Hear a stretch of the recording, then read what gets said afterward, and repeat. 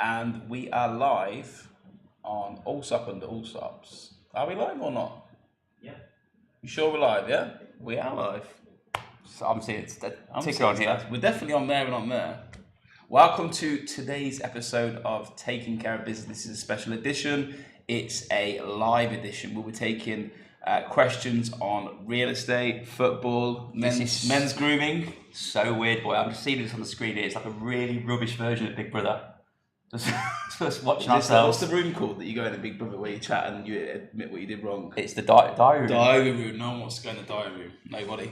So thank you very much for attending. This is live on Instagram, YouTube, LinkedIn, and Instagram and Facebook. So we're pretty much everywhere, and we'll be taking live questions. We have a list of questions already. So we'll fire off some of them. Do you want to fire some of the questions off? Yeah, so we've got a good few here. So the first one is from Jess Lauren Bain, and her question is, what is the best advice for first-time buyers in Dubai? First-time buyers in Dubai, I think, so I was talking to somebody last week and they were asking me as a first-time buyer, where's best to buy, where's going to have the biggest growth? And I went through all these basic stuff, how they're going to get the best ROI. And I think for a first-time buyer, the first thing they need to do is just work out a way to get on the property ladder, because there's no magic formula to it. What generally happens is time will increase the value of the asset at any level. So I think you've got to look at where you go to school, where you live, what remits you are, and then just see how you can get on the ladder. I mean, that could be post-payment plans with developers. Look, so we had a guest a couple of weeks ago, Dr. Professor Michael Waters, and he, in his book about Dubai real estate, he analysed that on average it takes people roughly 3.5 years, if you're in a couple, to save your first real estate deposit. So if you're buying in Dubai, naturally you're going to need a deposit of at least 20% plus your fees of another 5%. So first and foremost is have a plan to save. So that might take you from the inception of moving to Dubai, if you don't have savings, up to 3.5 years, maybe 5 or 6 years on a salary of around 25 to 30,000 dirhams per month. What I would say is, for a first time buyer, look at where's right for you. Don't look about, how can I make money?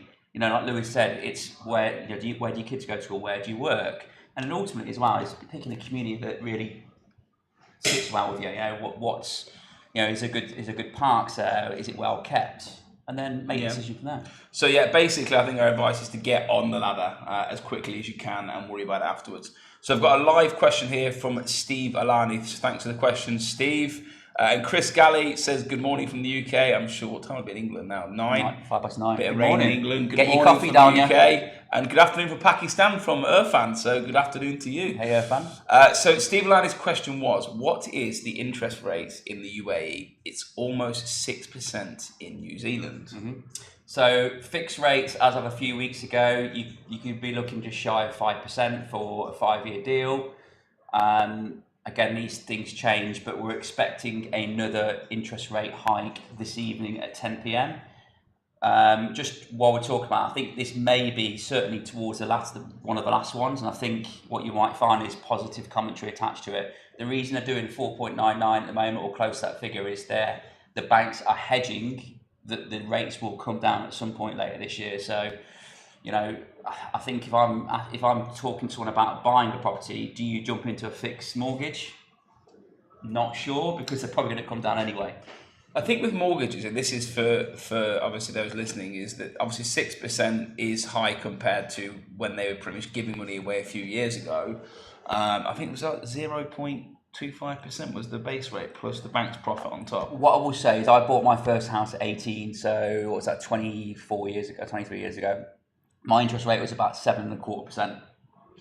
So money's still quite cheap in comparison. Yeah, I think my message to everybody is that even if you're paying a high interest rate, as long as you can afford the repayments, you're still better off than renting, aren't you? Because the analogy I can give anybody that's trying to get their head around property, if you have a mortgage repayment, 50%, approximately 50 to 60% will go to paying the interest, and 50% will go back to paying back the loan. But if you think about the loan really, you borrowing off somebody and paying it back. You're effectively paying back yourself rather than paying a landlord. So interest rates, do not worry about them. They're going to go up and down. The most important thing is the affordability at the time. Can you afford to make the repayments? Yeah, I agree.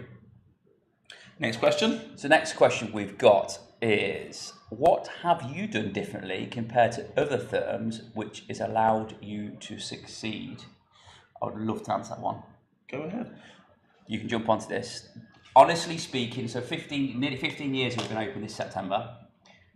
The biggest thing we've done is always focus on ourselves. Lewis will vouch me on this. I never, ever, ever look at, mention, or even suggest another real estate company. It's not because I'm not aware of our competition, because there's some really good firms out there, but always focus on yourself, recognise your own weaknesses, and don't look outside these fours. I think in this industry, in this world we're in right now, we're voyeurs. People love watching what other people are doing. So the biggest thing is we're a process-driven business. You know, there's a lot of companies set up and they think sell, do as much as you can. But yes, selling is a big part of real estate. But what we've done from the very start is put foundations in place. And as a business, we've been consistent. Yeah. And we've been trustworthy. We've stood the test of time. So if anyone deals with us, they know that they're dealing with a company that's reputable and they know what they're doing. I think there's an analogy in there about the horses, where the horses are running, they put the blinkers on them, so they're not looking left or right, and they run as fast as they can. I mean, it's very easy. I mean, one of the things that I've done over the last few years is anyone who has a negative influence on my social media, I delete them. And generally, that revolves around other companies and people in real estate, because I'm a competitive person. If I see somebody's done a transaction, it gets to me. So for me, my best advice I'd give everybody, yes, definitely, cut out all the noise and just, I mean, no one's ever been a millionaire overnight. I think this is what a lot of people want in business. And we realised that, where we are today, it took us 6 years to start really making any money in the business, didn't it? It was a slog at the start. And anyone else setting up a company, doesn't matter what industry you're in, the reality is the first 4, 5, 6 years, you're probably not going to make any money yourself. And if you are making money, then you're probably not reinvesting in your business. And what we've done the first half of our business is every single penny that we've generated from this business has gone back into whether it's increasing staffing, increasing office space, making sure we've got best tech. And if you're not doing that, then you're not doing something right. No, you've got to. I mean, I remember when I quit my job, someone said, "What's the difference between us and somebody else?" I quit probably the best paid job outside of owning this company now at the time to take a risk and pay myself. I think it was $5,000 a month, which was enough to cover the rent, and that went on for a year. And I think them sacrifices you got to go through. And I think opening in 2008 also is a help. Starting in a recession, effectively, the worst. It's also a hindrance as well, because I can tell you at least 30 companies off the top of my head that were very established at the time that have been around and gone in our 15 years. Are very big names. So it's not just a fact of timing. We've obviously done some right, and we're still here. I think the interesting dynamic in the real estate market, and there's a lot of companies in the last 3 or 4 years that have opened up, and I'm going to be interested to see, because I see it, they're fly by night, they'll come in, and I wonder if they'll be open when the market turns. And look, the reality is we're in a cycle. Yeah. Real estate always operates in cycles, where it could be 2 years, 3 years, 5 years, 7 years, 10 years. We are in a cycle, upward cycle. There will be a downward cycle. It might not be a dramatic one, but like you say, these companies, can they deal with that? I'm not sure. Okay, so over to the next question. A couple of shout outs here for you. Lee Gunn in the UK. We have, who did I just see a minute ago?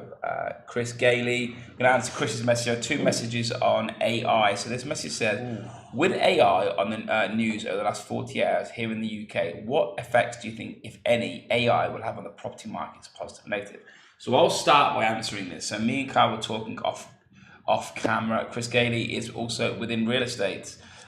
So basically, let's just answer this question, and obviously it's a real estate question specific, but we're going to go back a little bit further than that. So when AI was initially launched, my thing was, okay, it might stop journalists from working, and then it's gone into being able to build out videos for animation to talk over the top. But me and Carl were talking off camera today to see how far AI can go, and there was a news release out yesterday in America where what they've done is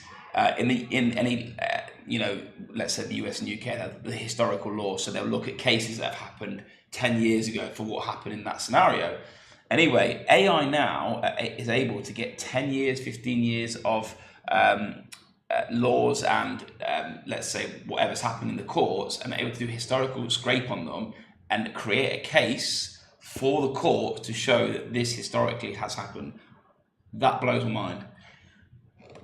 It's a great question, by the way. And what I say about AI is I'm listening and watching a lot at the moment, because it's very clear, unlike the metaverse, this is going to have a massive impact on everyone's life. So I don't think that anyone really understands what impact it will have. And Lewis just mentioned about lawyers. So the biggest thing for me right now is anyone that's a knowledge worker that's having to do any form of analytical work or preparation, whether it's reporters, there will be some impacted people, 100% sure. Relating to real estate, I'm yet to see truly the impact that will have. It could be anything down to imagery, it could be down to identifying, people are most likely to buy. It could be also down to identifying perfect investments. But I think it's certainly in the next 6 months, we'll start seeing a clearer picture of what AI is capable of, and certainly in the next couple of years, what it can do. I think there's going to be a lot of people, I'm not going to say put out of work, because people talked before about robots putting people out of work. Like if you worked in a factory and they said they're making cars, I think that, I know it sounds mad, but at some point planes are going to be able to fly themselves. It's probably close to that anyway. And you already get recommendations for what music to listen to. I was listening to yesterday to have a what's it called? Not a podcast. What do you call it when your favourite music playlist? Yeah. It's called Allsop Sexy House Vibes. Nice, nice. And on there, I was like, these are not my songs, and they're all like vocal deep house. Yeah. They're able to just pull out your favourite tunes from knowing what you're listening to, and anything you pick, even Deliveroo, they say you like K-Cow, have you tried this? I think the more technology that comes in, there's going to be so many people that are going to have to adjust what they were doing before to what the world is today. Good question here. What percentage of Dubai agents do you retain after 1 year? I just had this pulled for me just before we jumped on here. 71% in 2022, which is obviously, for me, is a really good number. The reality is real estate for everyone is not for everyone. It's a very, very difficult job. Some people like the comfort of a salary, and that is absolutely fine. Some people don't like the relentlessness of the industry because there is so much competition now. If you sleep at the weekends in terms of not answering your phone or being quick to the matter, the reality is you could lose a deal. So this job truly is relentless, and again, it isn't for everyone. But that number, 71%, I'm happy with, and it shows that we're doing something right in terms of nurturing people, making sure we're giving them time, and also getting their phones ringing. In a business, you have to make sure you're supporting the staff, and how in real estate you support businesses, you give them marketing. So let's say Allsop and Allsop over a boutique company. Why would someone survive or thrive in this business? Basically, we registered 700 buyers last week, 700 buyers, Yeah. and 750 tenants a week, plus hundreds of properties that go live. The opportunity to speak to customers is there. The problem that we find in recruitment, and the 20% or so that don't make it, basically you interview these people and they'll say, I'm going to smash it, I'm coming here to change my life. And unfortunately, there's a variation in recruitment. It could be that you miss your family, you've got a drinking problem, you're not actually hard worker. And there could be many factors that come into consideration that if you're not on the game here, there are a lot of people that are willing to take your client out. Exactly. Best off-plan area to invest in under 3 million, and why? Best off-plan under 3 million? There's probably not a lot these days of prices rising, but where do you think? I still think, even though the prices have jumped up massively, I still think Til Al Gaff, honestly. Yeah. The townhouse is there. I think they launched at 1.3, selling at 2.4, 2.5. Still think it's a great buy. I think Til Al Gaff for me as well, just because the water, the amenities, is owned by Majid Al Futtaim, which effectively are the contracts to more of the Emirates, which means you could see things like cinemas and other restaurants in there. I've got an amazing question here from Amir Raphael. Has your strawberry milkshakes you're drinking been a major contribution towards your success? I'd like to clear this up. Big shout out to Joe and the Juice. We're actually looking to get hold of you to become a partner in our offices and serve Joe and the Juice in the office. This is ginger, apple, and strawberry. So Joe and the Juice, if you are listening, give us a call. Very, very good. Flipping properties, best area and why? I think anyone that's buying real estate should never have the mindset of flipping. There will be opportunities to flip, and there is right now lots of opportunities to flip. When you enter a deal or buy something, always take a long-term view. Can you fulfill a payment plan? Can you fulfill the transaction?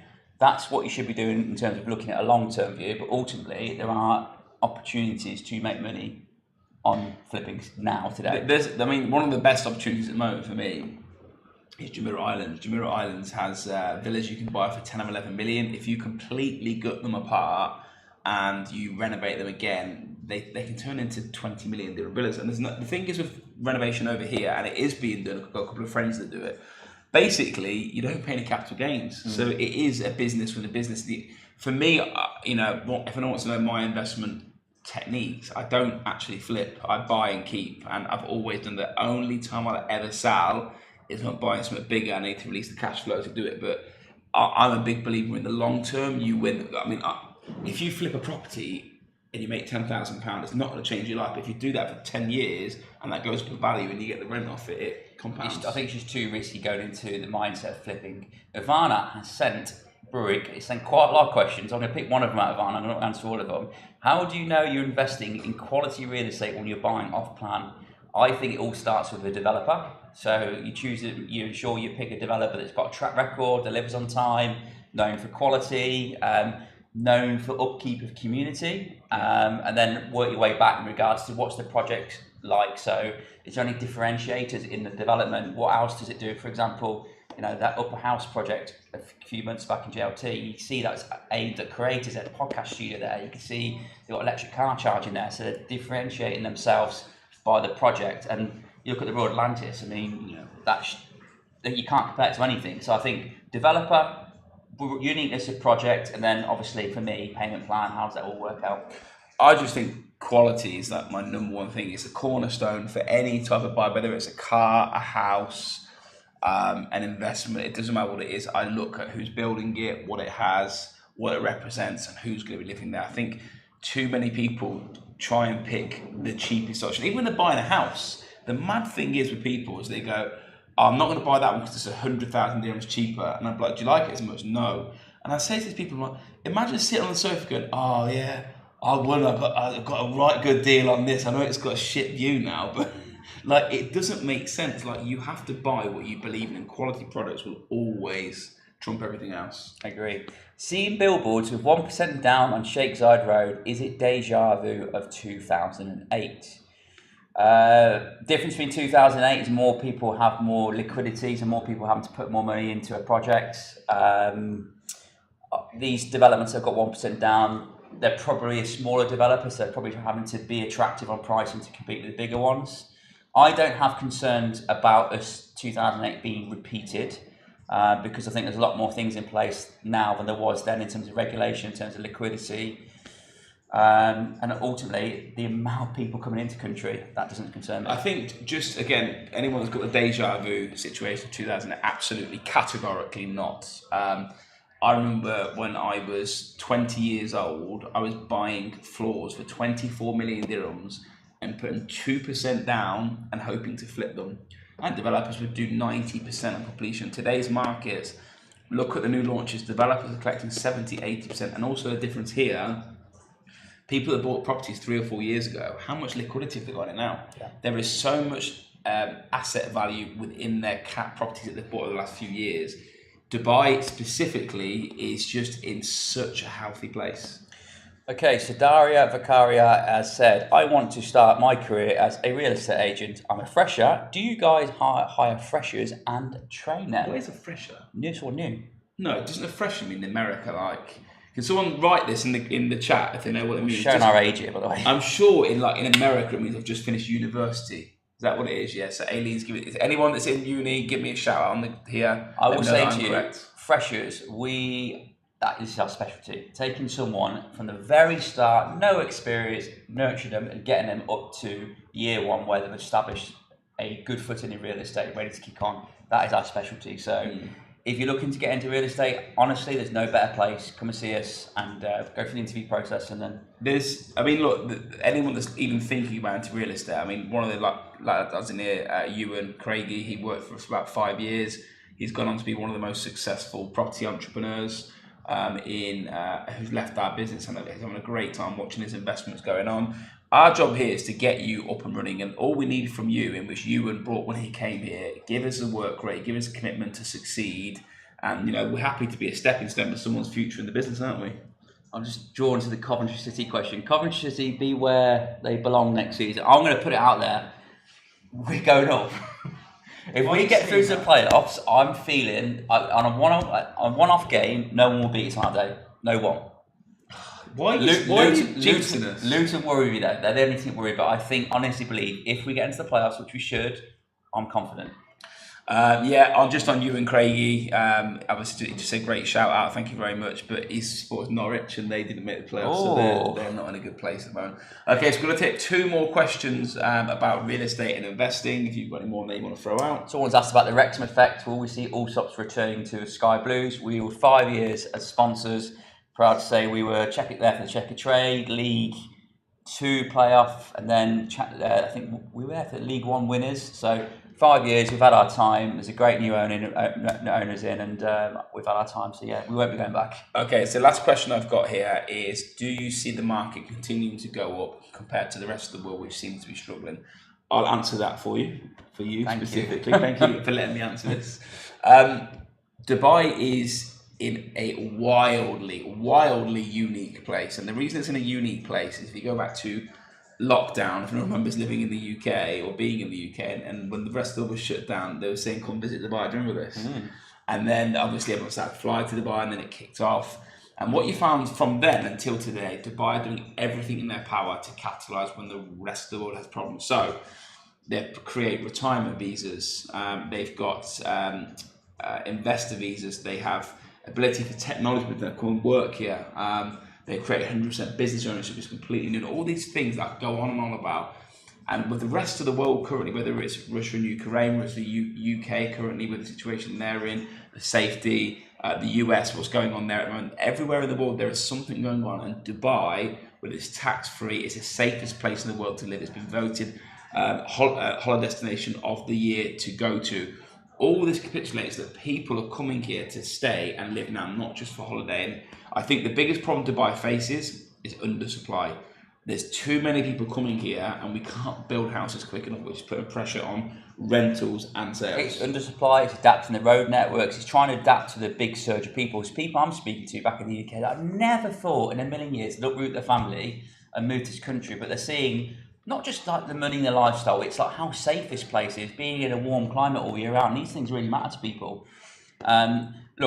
Looking at previous property reports so far this year, we are probably on track for 8, 9, 10% growth as a whole.